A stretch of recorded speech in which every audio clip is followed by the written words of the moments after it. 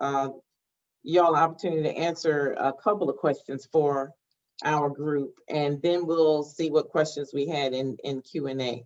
I wanted to ask, how can this research assist supplier diversity professionals in our charge to increase minority participation in public contracting? Dr. Toms or Mr. Hooker or Alexandra, you can answer. Okay. Well, Hooker, you want to go? I'll take it if you're muted, I think. Okay. Yeah, Dr. Toms, one of my responses is very simple.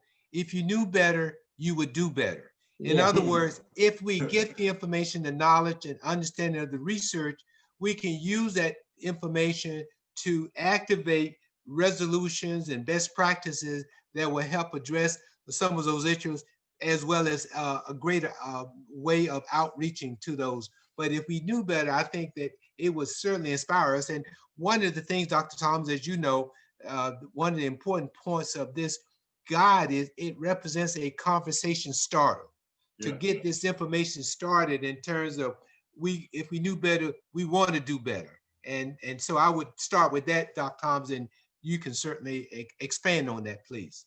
Yeah, well, I'm in total agreement. And I would say the other thing that in terms of how we can use it, we have to again think multiple ways. There has to be a way, if we have multiple counties where we have elected officials that are of our particular group and representing, we got to have these conversations with them, taking that day to have the conversation. At the same time, this is what's crucial. You have to have community groups organizing and planning and working to be able to take it to those bodies. That elected official can't do it by him or herself. This is where the community, MWB network, and others come into play. Now, you got multiple people asking these same questions. Here's the beauty of this thing. You got 5 years of data on 20 counties. You don't have to make up that. There it is. That's where you start, but start with the conversation within your group to figure out tactically, what do you want to go in with? What will you start as your conversation open? That's level one. Level two, you're already planning next stage of how do you educate the community of the MWB. This is ongoing on a weekly basis to bodies, trying to have private meetings, but also you got to have some public discussion at the same time. Again, y'all, multiple things going on at the same time creates the paradox for change. And I'll leave it at that for now. Okay. Well, our next question is, what role do advocacy groups and community leaders, such as yourself and us and like the NC Justice Center and the Coordinators Network, play in moving the needle of economic inclusion, to have more, to have this happen, to get what do we do to move that needle besides, are we going to our councils? Are we going to our boards? What are we doing to help move this needle? Right. Okay, Alexandra, that's your Yeah, cue. I'll jump in on this, and I'm happy to have others chime in. I mean, I think exactly to your point, this is the chance to take this information and for us to be in every space. I mean, you have a very clear case to make in front of school boards, in front of county commissions, in front of city councils about dollars they have on hand right now that could be allocated to this inclusionary purpose. And I think the other point I would raise, which is somewhat tied to this point and the last point, is that it's really important that you all be voices in this work, that the advocacy community needs to be represented not just by professional advocates, but by community members and by practitioners and by experts and by business owners themselves. So we need that diversity of perspective and that diversity of leadership to show that this is a widespread issue that we all care deeply about and that needs to start moving. And I'll say the last thing about, how you actually move the needle, that's part of it in my mind, putting power behind these ideas and just showing up, as you mentioned, Pam. But I also think we have to make the case that this is the only way forward. You know, Right. it used to be that I used to say this is the alternative to the tax cut ideology. No, this is the only way It's the forward. only This way. is the only way that we're going to build opportunity in our state. And the only way is to make sure that there are no more barriers in our communities, that everybody has a chance to get and grow their business idea, which is everybody's passion, you know? And so everybody who's an entrepreneur should have that opportunity. And so I think there is a case to be made again, as you all do this work, for the return on investment. So you talked about your mission of like really expanding access to opportunities Mhm. for minority and women-owned businesses. And that's good for those businesses, but that's good for everybody.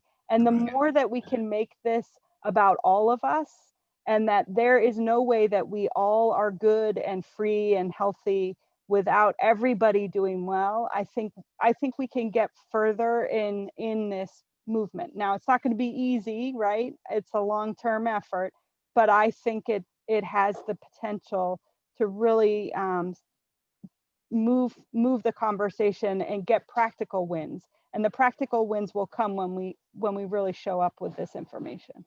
Hey, Pam. Great answer, great answer. Yes, Richard. Hey, Pam, I would like to simply add, along with the great points that Alexandra made, was it's very simple.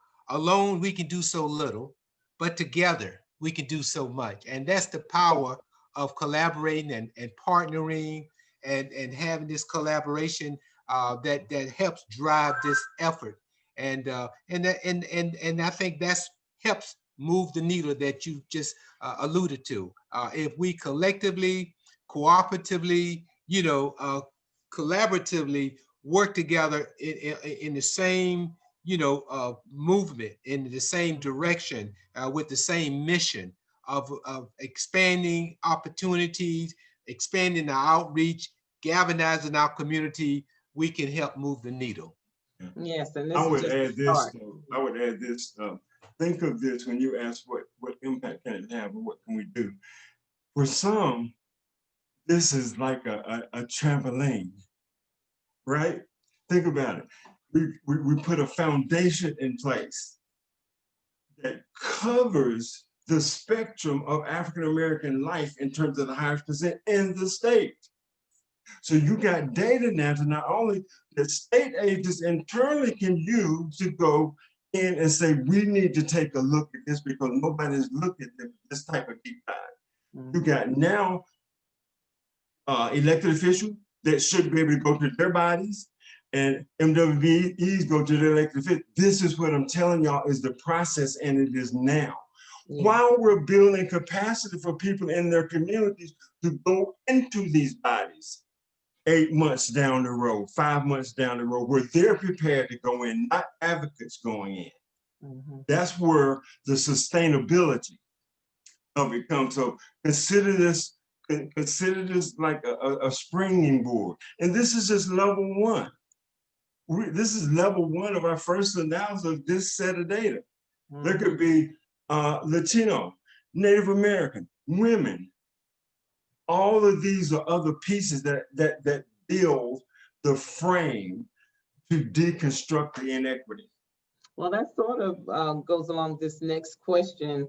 And I know we've run out of time, but are you defining female businesses as white Caucasian in your data? Dr. Thomas? Yeah. In some cases, when we looked at that, because and obviously not minority females, but right now it's in there as minority. In some cases, it's broken out. But yeah, okay. This is how the state defined the data. When you look at it nationally, that's right. You look at minority from a whole nother reality. But how it's based on the state, and they collected the data. That's where we pull the data from. So that's how that part was done. Yes. Okay. Alexandra, thoughts on that one? Defining it as white females instead of, and you're not including Black females. We're talking about white females. Yeah. In the data definition? Yeah.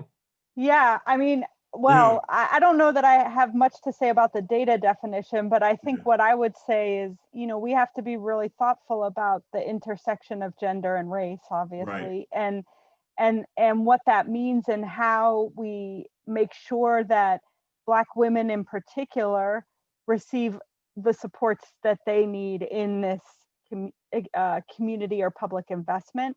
I would just say that. I don't know if there's anything else to say, but I think oftentimes when we look at the data and how the categories get used, we do need to think about the ways in which definitions can be used to mask some of the challenges and Mhm. double burdens, frankly, that certain entrepreneurs face. So Yeah, I agree. I don't know if that's helpful. Well, maybe we can, because a lot of this conversation is around, and I see in the chat that Vernetta mentioned is strongly tied to EO 143. Yeah, And definitely. it is, and we're still struggling with that right now. So we're trying to find a path forward for all of this, but I think all of this will intersect if we stay on the same path that we're on now. Well, I want to thank you all for your participation on this panel. It was great information. We've come together so many times in the past years to try to get this information together. And now that this guide is coming out and ready to be put out to, these organizations, I think it's going to be some great information that we're going to be able to use to get to our elected officials, as we say, in our organizations. And Pam, please send out the, let folks know they can go to onestepatattimeconsulting.com and access the guide. Yeah, onestepatattimeconsulting.com. All right. So thank you. And we're going to close out this session now. I'll turn it over to Carla Daniels to close us out for the afternoon, and we'll be back in the morning. Okay, Thank you, Pam. All right. Thank you very guys. much. Bye-bye. Wow, thanks everybody. What a great session. Mr. Hooker, Dr. Toms, Alexandra, thank you. Pam, thank you for moderating. We've had a wonderful afternoon. I know that I have taken away many valuable points. I hope that you all have too.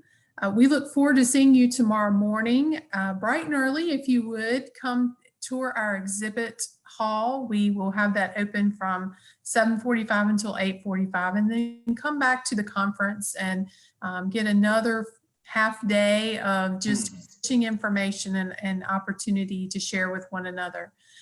Before we close, I just want to put a little plug in for completing our survey that you'll receive through the Whova app.